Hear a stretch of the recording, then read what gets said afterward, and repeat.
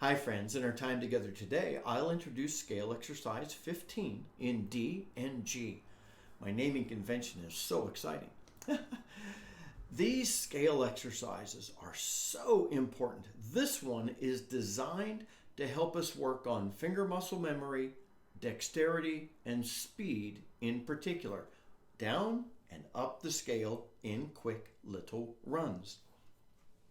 Improving our skills in any endeavor at all, it doesn't matter what you're learning, requires that we practice certain exercises that will develop our basic skills. And that's what these scale exercises are designed to do.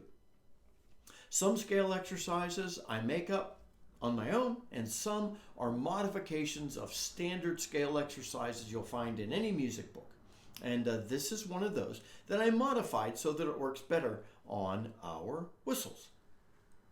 I'll include in the description to this video a link to a page on my website so that you could download the music and tabs if you want to use those. You could learn the exercise just by watching me a few times. Fairly simple one. Now there will be two downloads on the web page, one for the exercise in D and one for the exercise in G. I'm often able to squeeze it onto one page, but the page would have been too crowded, so I made two pages to download. Like I said, the exercise is fairly simple. What you're doing is you're starting on the bottom note of that major chord, the D, and you're going up a couple, down, and up, and then, here's the pattern. That's D, E, F sharp, G, F sharp, E, D, E. And because you start the next sequence on the E. Here is the exercise in D.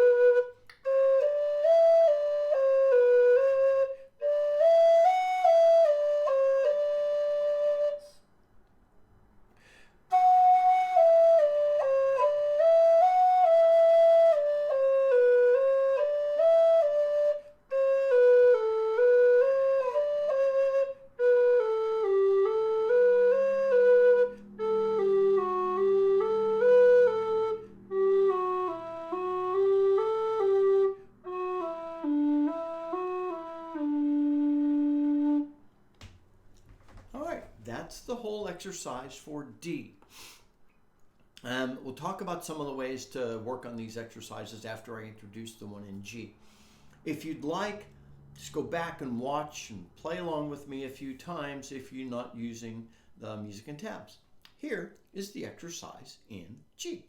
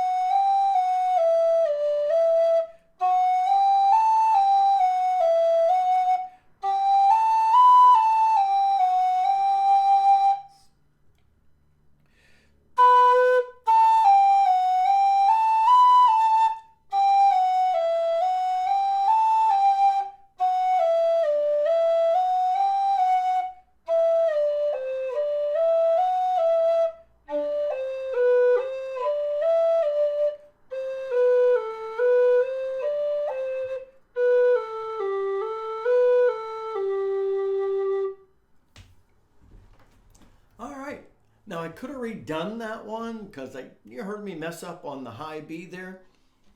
I'm going to leave it in because I want you to do this. I don't want you to mess up. What I want you to do is if you're playing and you do mess up, just keep going.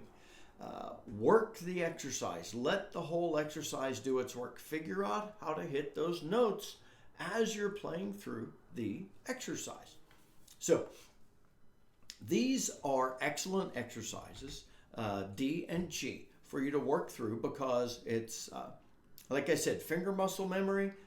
Bum ba da ba da bum bum bum ba da bum bum bum bum bum. But I also said dexterity, and because you're working every finger, every note, from the bottom D all the way up to the B, if you include both exercises, that's really helpful. I know a lot of folks have troubles on those last few notes on the second octave.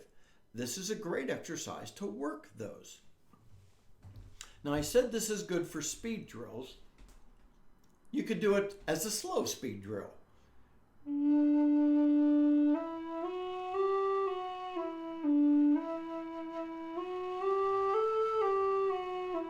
And you could work on some note tone quality. But you know what I really meant.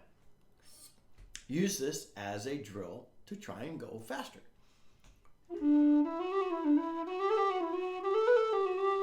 And just try and work on some of that. Do my fingers cover the holes? How quickly can I go without getting finger tied? You know how you're playing quickly and your fingers just kind of start tripping over each other. So that's important for this exercise. This exercise does that for us. This is also a great exercise for us to work on some upward, downward moving ornamentation. And then, you hit those held notes, throw a little roll on it. Have some fun with the ornaments on this. The other thing, the way the exercise is designed, it kind of requires you in the G scale exercise to move up and down between the C natural and the D and the B, and you're doing a lot of that transition. Very important transition for us in developing our skills. So, scale exercise 15, designed to help us improve our ability to play our whistles better. That's why we have these exercises. I hope you enjoy it. Until next time, my friends, this is Scott Shade. Happy whistling.